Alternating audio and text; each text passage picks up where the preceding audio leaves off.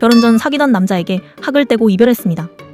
헤어진 이유는 경제관념이 너무 없었기 때문이었어요. 예를 들어 버는 돈이 200만 원이라고 치면 월급을 다 쓰고 모자라는 돈은 대출을 받아서라도 쓰는 사람이었거든요. 경제관념도 엉망이고 귀도 얇아서 누가 무슨 투자로 돈을 벌었다는 소리만 들으면 그게 무슨 투자인지 알아보지도 않고 일단 지르고 보는 그런 사람이었습니다. 코인 주식, 결국엔 폰지 사기까지 당하더군요. 결국 질려서 헤어졌습니다.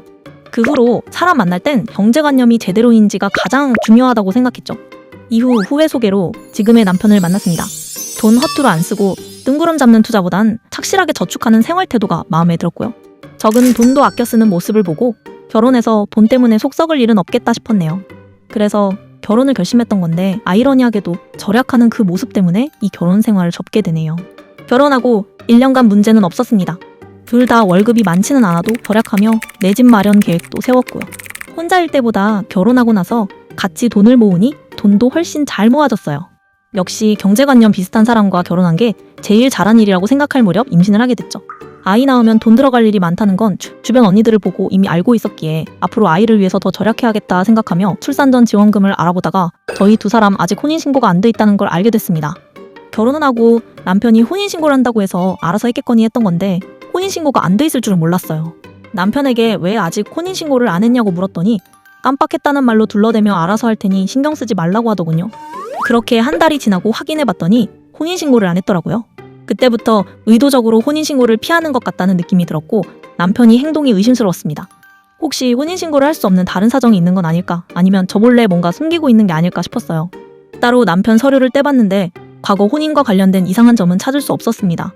하지만 평소 남편 성격상 서류 관련 문제를 깜빡하거나 나중으로 미루거나 할 스타일은 아니라서 단도직입적으로 남편에게 물었죠. 내가 오늘 확인해봤는데 아직 혼인신고가 안 돼 있던데 어떻게 된 거야? 당신이 이 일을 몇 번씩이나 깜빡할 리는 없고 혹시 나 모르게 숨기고 있는 게 있다면 솔직히 말해. 곧 아이도 태어날 텐데 찝찝한 마음 들지 않게? 혼인신고? 하면 되지. 근데 그걸 꼭 지금 할 필요는 없는 것 같아서. 이게 무슨 말인가요? 곧 아이가 태어날 건데 혼인신고를 꼭 해야 하냐는 말이 너무 이상했습니다. 평소 남편 태도와 많이 달랐고요. 당연히 해야 하는 걸 차일피일 미루니까 내가 괜한 의심이 들잖아. 왜 그래? 남편은 제 말에 상상하지도 못한 답변을 하더라고요. 그냥 혼인신고 하지 말고 아이 낳으면 어때? 내가 알아보니까 요즘 미혼모 한 부모한테 주는 혜택이 정말 많더라고. 혼인신고 안 하고 아이 낳으면 그 많은 혜택을 다 받을 수 있는데 혼인신고해서 그 혜택을 못 받는 게 너무 아깝잖아. 혼인신고 안 하고 받으면 다 꽁돈인데 그 혜택 받았으면 좋겠어.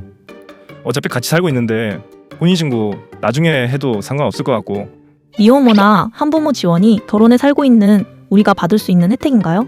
의도적으로 편법을 쓰겠다는 소리잖아요.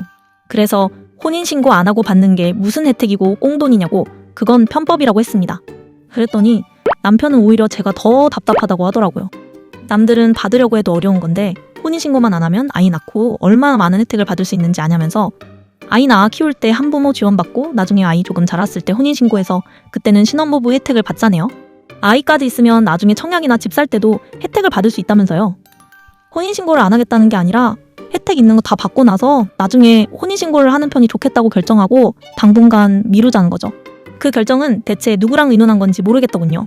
혜택 좀 보자고 아이를 한부모 환경에서 키우자는 게 아빠로서 할 소리인가 싶기도 하고요. 남편은 어린아이가 서류상으로 한부모라는 걸 뭘 아냐고 그 혜택을 포기하기엔 너무 아깝다면서 고집을 꺾지 않았습니다. 결혼 전 경제관념 있고 돈 아끼며 사는 태도가 마음에 들어 결혼했는데 이런 식의 편법을 아무렇지도 않게 생각하면서 마치 당연히 받을 수 있는 혜택을 고작 혼인신고 하나로 날릴 거냐고 적반하장으로 나오는 남편의 태도에 정이 떨어졌습니다. 그래서 당신이 생각하는 절약이라는 게 편법까지 생각하는 방식이라면 같이 사는 건 다시 한번 생각해봐야겠다고 했습니다. 막말로 혼인신고도 안 해서 이혼이라고 할 것도 없겠지만요. 솔직히 제가 이렇게까지 말하면 본인 고집을 꺾을 줄 알았습니다. 근데 지금 자기랑 살기 싫으면 당분간 떨어져 지내다가 아이 낳고 생각이 바뀌면 다시 생각해보자 그런 겁니다. 이 문제로 저는 친정으로 왔고 5개월 뒤 아이를 출산하게 됐습니다. 전 한부모가 되었기에 남편이 말했던 혜택을 받게 됐는데 이렇게 된 상황이 정말 황당하더군요. 아이만 생각하자 싶어 출산 이후로 남편과 연락하지 않았습니다. 제가 연락은 안 하니까 남편도 제게 연락하지 않더군요. 서류상 이혼이고 뭐고 할 건 없지만 그래도 완전히 끝내고 남남이 되기로 하는 합의는 필요할 것 같아 남편에게 만나자고 했습니다. 제 연락을 그동안 많이 기다렸다면서 친정에 있는 절 찾아와 다시 합치자고 하더군요. 그러면서 종이를 한 장 내미는데 한부모 혜택 받는 내역을 일목요연하게 정리해 왔더라고요.